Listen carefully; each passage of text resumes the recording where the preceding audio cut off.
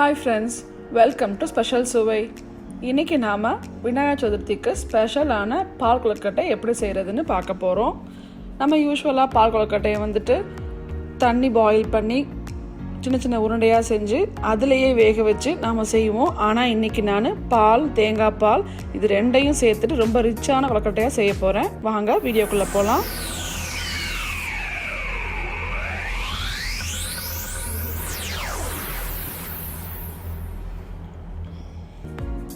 இது செய்கிறதுக்கு நாம் வெல்லம், தேங்காய் பால், தேங்காய் பூலாம் ரெடியாக வச்சுருக்கிறோம். இப்போ நாம் ஒரு மிக்சிங் பவுலில் 200 கிராம் அளவு அரிசி மாவு சேர்த்துக்கலாம். கொழுக்கட்டை செய்கிறதுக்கு அரிசி மாவு, கொழுக்கட்டை மாவு இது மாதிரி எதுனாலுமே சேர்த்துக்கலாம். இது கூட நான் வந்துட்டு ஒரு பிஞ்ச் அளவு உப்பு சேர்த்துருக்குறேன். 1 டேபிள் ஸ்பூன் அளவு நெய்யும் சேர்த்துக்கலாம். நெய் சேர்க்கும் போது நல்லா கமகமன்னு இருக்கும். இப்போ நல்லா கொதிக்கிற தண்ணியை வந்துட்டு நாம் இதில் சேர்க்கணும். சேர்த்துட்டு மிக்ஸ் பண்ண ஆரம்பிக்கணும். தண்ணி சூடாக இருக்கிறதுனால ஸ்பூன் வச்சு மிக்ஸ் பண்ணுங்கள். கொழுக்கட்டை மாவு சேர்க்கும்போது இதே மாதிரி தான் நீங்கள் சுடு தண்ணி ஊற்றி செஞ்சிங்கன்னா நல்லா சாஃப்டாக இருக்கும். நான் வந்துட்டு ரெகுலராக யூஸ் பண்ணுற பச்சரிசி மாவு தான் எடுத்துருக்கிறேன். தண்ணியை வந்துட்டு மொத்தமாக சேர்க்காமல் நாம் கொஞ்சம் கொஞ்சமாக சேர்த்துட்டு மிக்ஸ் பண்ணிகிட்டே வரணும். அரிசி மாவுக்கு வந்துட்டு தண்ணி ஃபாஸ்ட்டாக இழுத்துரும். அதனால தண்ணி கொஞ்சம் எக்ஸ்ட்ராவாக தான் தேவைப்படும். நல்லா மிக்ஸ் பண்ணதுக்கு அப்புறமா நாம் கை வச்சுட்டு பிசையலாம். கை வச்சு பிசையும் போது உங்களுக்கு அதோட கன்சிஸ்டன்சி பார்த்தீங்கன்னா கையில் நல்லா ஒட்டாமல் வரும். இப்போ நல்லா சாஃப்டாக நம்மளோட கொழுக்கட்டை மாவு ரெடி ஆகிடுச்சு. பாருங்கள் எவ்வளோ சாஃப்டாக இருக்குது. இந்த மாதிரி இருக்கணும். அப்போ தான் கொழுக்கட்டை சாப்பிடும்போது நல்லா சாஃப்டாகவும் இருக்கும். இப்போ இதிலேருந்து நாம் சின்ன சின்ன உருண்டையாக எடுத்து செய்ய ஆரம்பிச்சிடலாம். கையில் நெய் தடவிடணும். அப்போ தான் ஒட்டாமல் இருக்கும் நமக்கு. உருண்டையும் நம்ம செய்யும்போது ரொம்ப அழுத்தக்கூடாது. ரொம்ப அழுத்தினோன்னா ஹார்டாகிற மாதிரி இருக்கும். அதனால் ஜஸ்ட் இதை மாதிரி எடுத்துட்டு லைட்டாக ஒரு சுற்றுனா போதும். ஒரே டைமில் 3 உருண்டை இதை மாதிரி செய்யலாம். ஃபாஸ்ட்டாக நாம் உருண்டையை மேக் பண்ணிடலாம். இதெல்லாம் ரெடியாக இருக்குது. இப்போ நாம் ஒரு பேனில் வெள்ளைப்பாகு ரெடி பண்ணுறதுக்கு பார்க்கலாம். இப்போ ஒரு பேனில் 100 கிராம் அளவு வெல்லம் சேர்த்துருக்குறேன். சேர்த்துட்டு நாம் தண்ணி கொஞ்சம் ஊற்றிக்கலாம். தண்ணி நான் 1 கிளாஸ் அளவு ஊற்றிருக்கிறேன். ஒரு 100 ml தான் தண்ணி ஊற்றிருக்கிறேன். இப்போ ஸ்டவ் ஆன் பண்ணிவிட்டு நாம் இந்த வெல்லம் கரையிற வரைக்கும் வெயிட் பண்ணால் போதும். வெல்லம் நல்லா கரைஞ்சி வரணும். அதுக்கப்புறம் நாம் கொழுக்கட்டை ரெடி பண்ணும்போது இதை ஃபில்ட்ரு பண்ணி சேர்த்துக்கலாம். இப்போ நல்லா வெல்லம் கரைஞ்சிருச்சு. ஸ்டவ் ஆஃப் பண்ணிவிட்டு எடுத்து வச்சிடலாம் இதை. இப்போ இன்னொரு பெரிய பேனில் நான் 1 லிட்டர் அளவு திக்கான பாலாக எடுத்துருக்கிறேன்.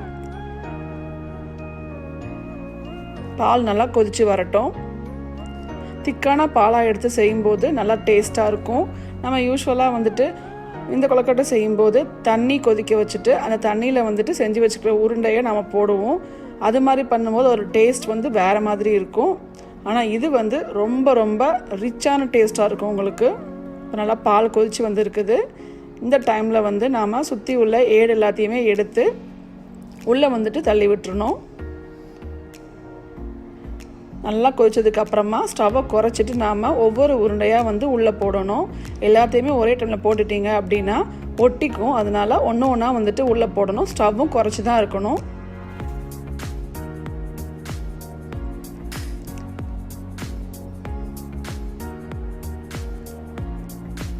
பாலில் இந்த கொழுக்கட்டை குக் பண்ணும்போது அதோட டேஸ்ட் பார்த்தீங்கன்னா ரொம்ப ரொம்ப நல்லாயிருக்கும். இது மாதிரி சேர்த்ததுக்கப்புறமா ஒரு 5 மினிட்ஸ் அப்படியே விட்டுறணும். இப்போ 5 நிமிஷம் கழித்து நான் இதை மாதிரி பரட்டி விடுறேன்.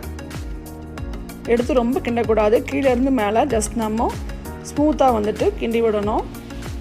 கிளறி விட்டுட்டு 10 நிமிஷம் அப்படியே விட்டுடலாம். இந்த பால்லையே மீடியம் ஃப்ளேமில் வச்சு நல்லா அந்த கொழுக்கட்டையும் குக்காகி வரணும். அதே மாதிரி பாலும் திக்காகி வரும். அது வரைக்கும் அப்படியே இருக்கட்டும். தேவைப்படும் போது நடுவில் நம்ம மிக்ஸ் பண்ணிக்கணும். இப்போ பார்த்தீங்கன்னா நல்லா குக் ஆகிடுச்சு கொழுக்கட்டை. அதோடு இல்லாமல் பாலும் நல்லா திக்காக இருக்குது. ஸோ இந்த ஸ்டேஜில் நாம் வெள்ளைப்பாகை ஃபில்ட்ரு பண்ணி இதை சேர்த்துக்கலாம். ஆல்ரெடி கொதிக்க வச்சுருந்ததுனால இது சேர்த்ததுக்கப்புறம் கொதிக்க விடணும்லாம் அவசியம் கிடையாது. சேர்த்துட்டு மிக்ஸ் பண்ணாலே போதும். மிக்ஸ் பண்ணிவிட்டு நாம் தேங்காய் பால் சேர்த்துக்கலாம்.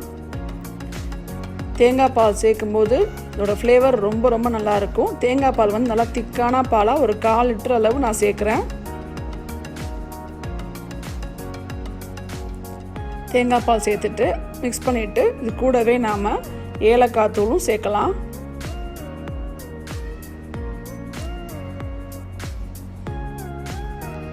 இப்போ ஏலக்காய் தூள் வந்துட்டு நான் கொஞ்சமாக சேர்த்துருக்கேன். சேர்த்துட்டு நாம் துருவன தேங்காய் பூவும் சேர்க்க போகிறோம். பால், தேங்காய் பூ இது மாதிரி எல்லாமே வந்துட்டு நல்லா டேஸ்ட் என்ஹான்ஸ் பண்ணக்கூடிய ஒரு டிஷ்.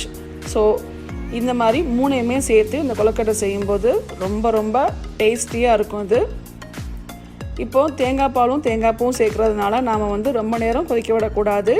நல்லா கொதித்து பொங்கி வரும்போது அப்படியே ஆஃப் பண்ணிடணும்.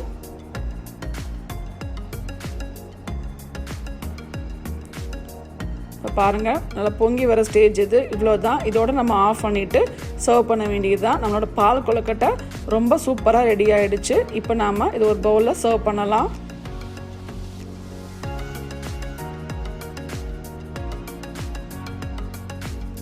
இந்த விநாயகர் சதுர்த்திக்கு நீங்கள் இந்த ஸ்டைலில் பால் கொழுக்கட்டையை செஞ்சு பாருங்கள். உங்களுக்கு நிச்சயமாக ரொம்ப ரொம்ப பிடிக்கும்.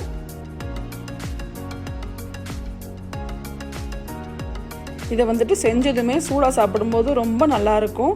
இதோட ஸ்மெல்லும் நல்லா கமகமான இருக்குது. தேங்காய் பால், தேங்காய் பூ ரெண்டுமே சேர்ந்து அந்த ஃப்ளேவர் ரொம்ப ரொம்ப நல்லாயிருக்கும். பாலையும் நம்ம திக்காக காய்ச்சி குக் பண்ணதுனால நல்லா க்ரீமியாக இருக்குது பார்க்குறதுக்கேவும்.